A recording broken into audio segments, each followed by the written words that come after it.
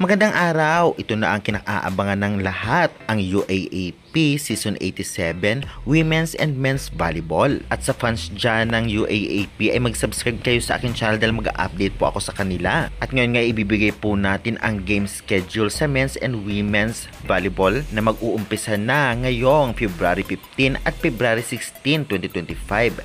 Bali 2 araw na game schedule po ang ating ibibigay ngayon, kaya tune in at tapusin ang video. Kaya before that guys, please naman, huwag niyong kalimutan mag-like, comment, i-subscribe, ipahit the notification bell para lagi po kayong updated sa aking mga bawang video about sa volleyball dito sa Pilipinas. Karamihan sa aking manual hindi pa nasa-subscribe, pa-subscribe, thank you. Kaya wag na po nating patagalin pa. Ito na po ang game schedule sa February 15, 2025. Una magtatapatan nga men's volleyball, UE versus UP 9 AM at DLSU versus NU 11 AM.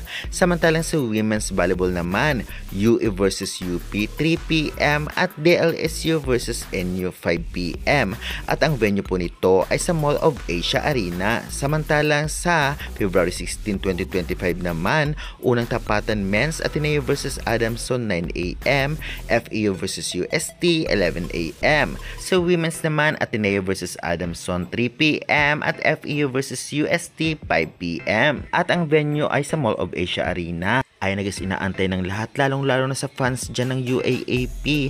Ngayong season 87 ay talagang bakbakan na men's and women's volleyball. At alam naman natin na marami ang nag-aabang nito, especially sa mga students. At hindi lang yan, magsasawa tayong volleyball dahil ngayon nga ay patapos na rin ang prelims ng PVL at may quarterfinals pa. Kaya naman syempre, pasabog ng UAAP at pasabog ng PVL ang ating aabangan dito sa channel, kaya mag-subscribe na kayo and pahit the notification bell. Inaabangan din kung anong team ang malakas ngayon sa men's man o women's, na talaga namang alam natin na pinaghandaan nila itong season 87 at babawi ang ibang teams dito. Kaya guys, excited na ba kayo? Anong team sinusuportahan nyo? I-comment na yan at huwag kalimutan mag-like and subscribe for more updates.